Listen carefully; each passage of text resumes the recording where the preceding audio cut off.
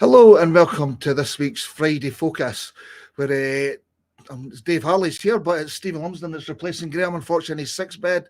We'll wish Graham all the best, and he didn't miss the Monarchs win, that's for sure. Unfortunately, knocked out in the Knockout Cup after a thrilling 45-45 draw with Oxford that were unfortunately never really in the tie. They put their foot on the throat right from the heat one, and hard night for the boys. Yeah, you could say that the damage was probably done at Oxford. It's a good night for Oxford, but poor night for us there. But tonight, we came back quite well, didn't we?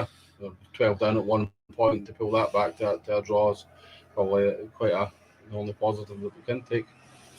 Yeah, as you say, it's come from 12 points behind and grab a 4-2 in Heat 15 to get that 45-45 draw. And as I said, the final score in aggregate 81-99 doesn't look so good. But and most of the boys finishing with at least one good race and winners.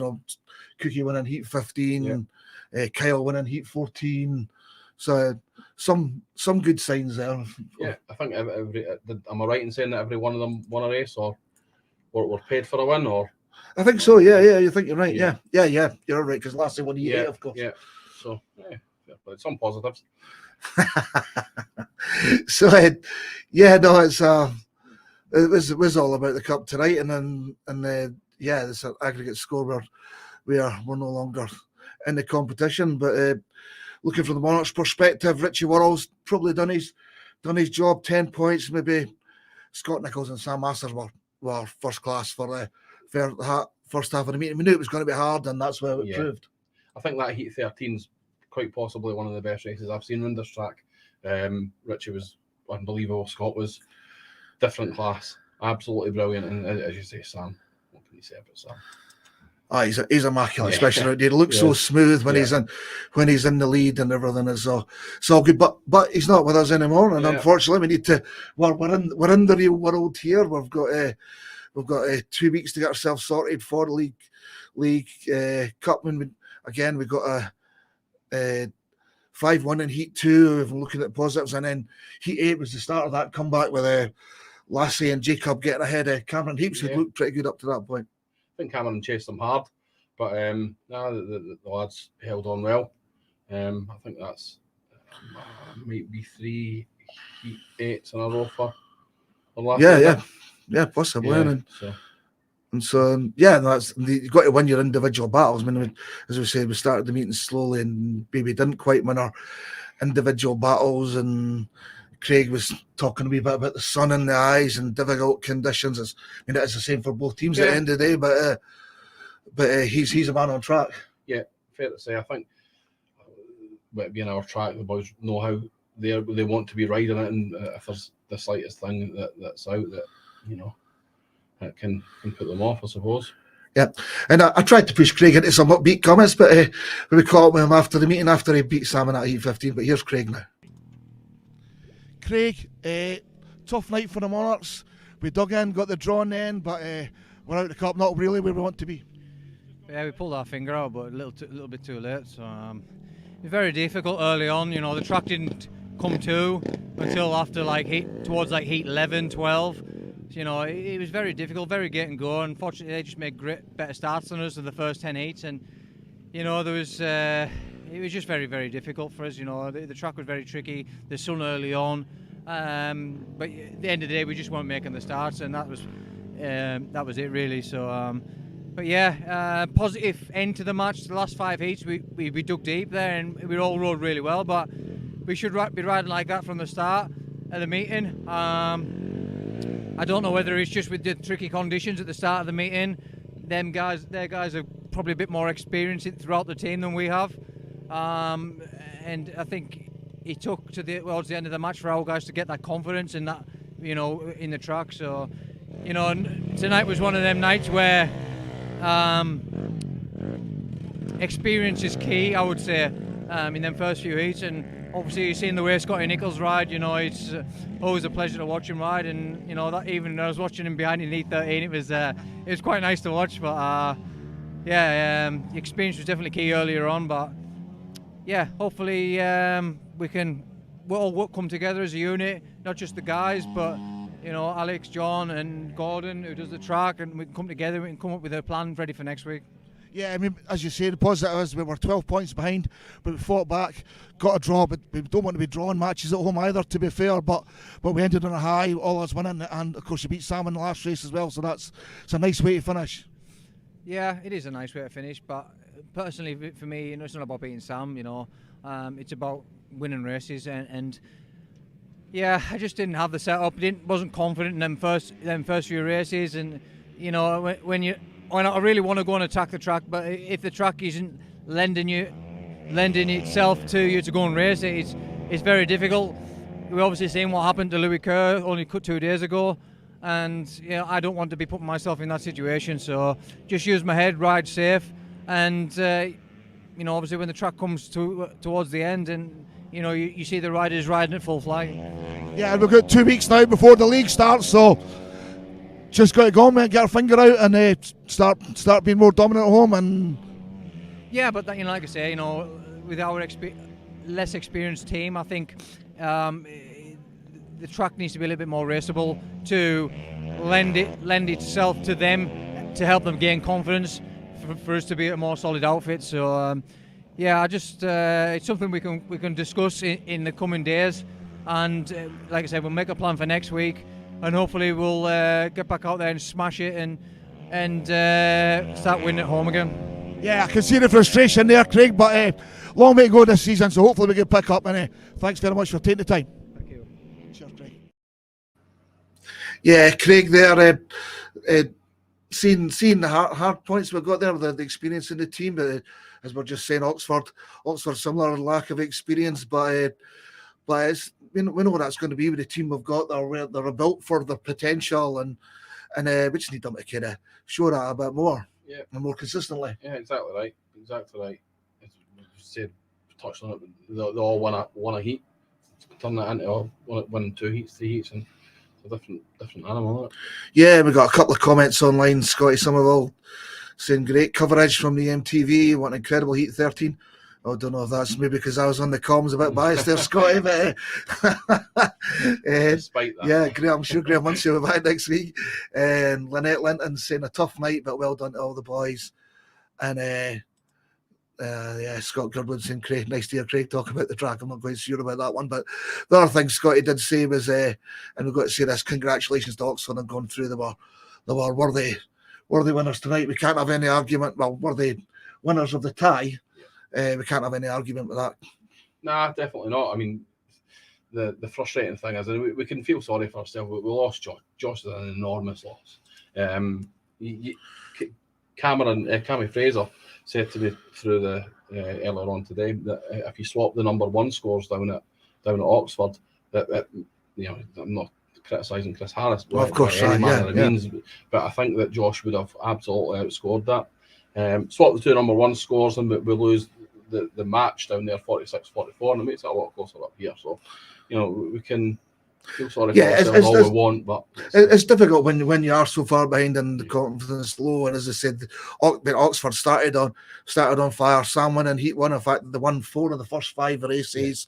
There are 4 riders unbeaten from the first 2 rides. I don't think it was until that Heat 8 when we finally lowered the colour of Cameron Heaps, we actually beat one of their top 4, so they'll be really pleased with their team's performance. Yeah, definitely. And as you said, especially with the way that they started the meeting, and we hit that point in Heat 8, Heat 9, started to believe, I think, and believe that we could do it.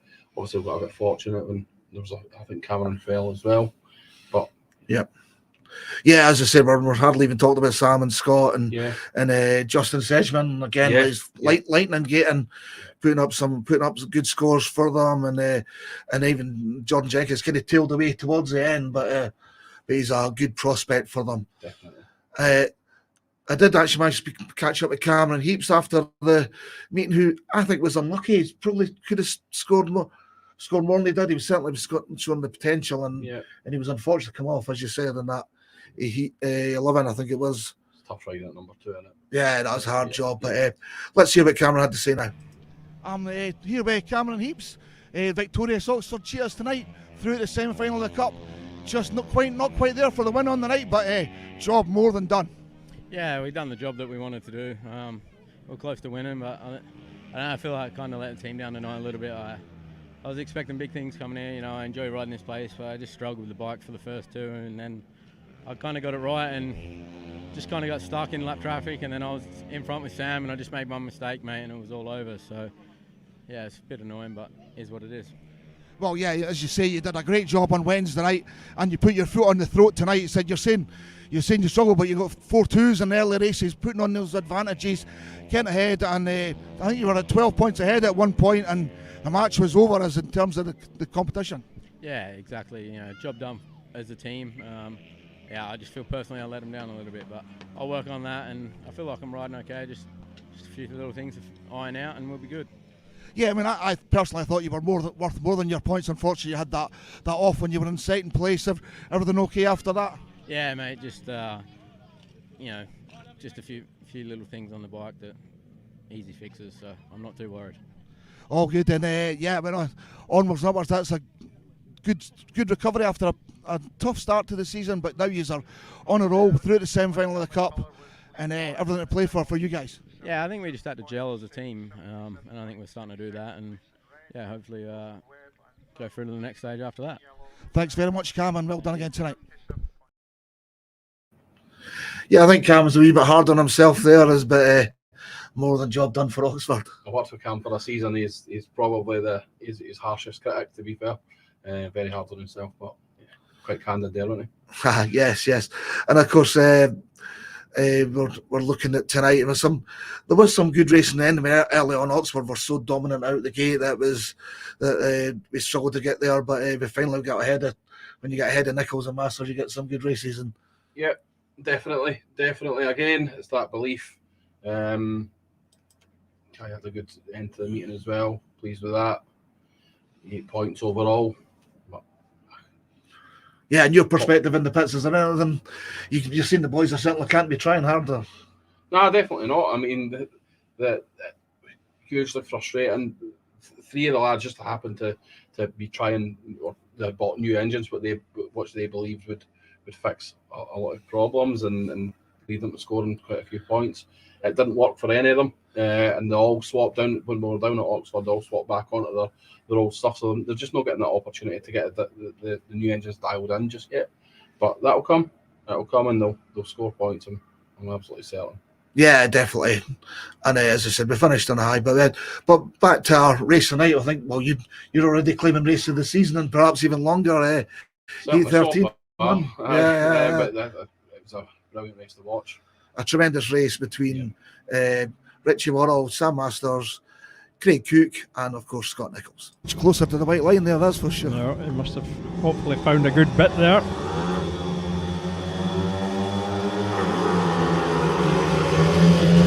Better away this time, I think.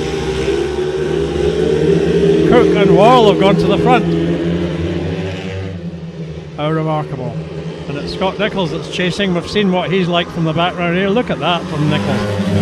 In between the two, he's got Craig Cook, and he moves out there. Can Richie Worrell get back? Yes, he has. Worrell leads the race. Nichols again, putting pressure on. Roaring into this bottom bend. They couldn't be much closer together. Tight. Fantastic race. Tremendous race. Nichols just edging ahead, I think. What a rider he is. Worrell cuts back though, and Worrell just in front going into the pit corner, pushing Nichols so wide, but Nichols comes back in incredible fashion. What a race. Brilliant victory by Scott Nichols. Well, that's class. That is total class. And what a fight Richie Worrell gave. Yeah, and I don't think you might get much more excited than that about a race. Brilliant from Scotty, rolling back the years. Yeah, absolutely brilliant. Tremendous. You caught me there about that might be an exciting thing. Yeah, that's a rarity as well, isn't it? Especially after a poor performance from the Monarchs, you've got to say. But yeah, I think you can appreciate good speedway though. Exactly, and that's what we're here to see. And as I said, there was some better speedway later on. Andrew Jeffers is pointing out, great to see Kai pop out and win an important heat. Hopefully does wonders for the confidence and for the rest of them. Yeah, same with Kyle. If ever a rider needed a a heat win here. He was unfortunate a couple of his heats when he fell in a good position. But fair play to them both. He's got that difficult heat number 6 where he's got 2 really tough races, and he's, to be fair, he's won heat 2 and he's won heat 14. The Poison Chalice. Poison won a heat 2. Sorry, it was fair play. Yeah, cool. But overall tonight, we can only say the final score again: Edinburgh Monarchs 45, Oxford Cheetahs 45. The aggregate score 81-99. When we should have glossed over that, but congratulations to Oxford. Good luck in the semi-final of the cup. Next Friday, we've got the Monarchs Academy back, looking to build on their tremendous start to the season with the Kent Royals, I believe, have been corrected, so unfortunately I didn't quite get that caption right. But then NDL action next Friday, that's we're showing some good signs in there. And Mikhail and Jacob, that's hopefully another chance, good track time for them. To the end of the world are good. A really good side to watch. Obviously Kyle, Jacob, Adam, Woody as well. Dale, he's been, I think he's probably been one of the busiest riders. He's been non-stop. Every time I see him, he's riding somewhere. But yeah, exciting team to watch. Mickey, really good. No, yeah, it's definitely a lot to look forward to next Friday, and then the league starts the week after that. So we've got lots to look forward to in the next few weeks, and a glorious summer of Speedway. Steve, how's about that? Is that That'll do. Yeah. I don't know. You can watch it here on EMTV, the live streams, and the preview show on Friday Focus. So please remember to just hit that subscribe button on YouTube and hit the like button. Let us know. Get us any comments or any feedback for us. And we're loving to try and build this and make this better here. And so we'll give the last word to an Oxford fan before we finish off. Who's saying if they Heaps and Jenkins right to their full potential in Masters Nichols, then we'll be a real force this season. They're the strongest team that I've seen come here, despite Berwick winning, who I also think are very strong. I think they'll cause everybody problems, to be fair. Yeah, so that's us for the Friday Focus for tonight. Well done again to Oxford. Thank you very much to Stevie for filling in for Graham. Hopefully we'll see him back fighting fit on Tuesday night. But thanks again. Enjoy the rest of your weekend.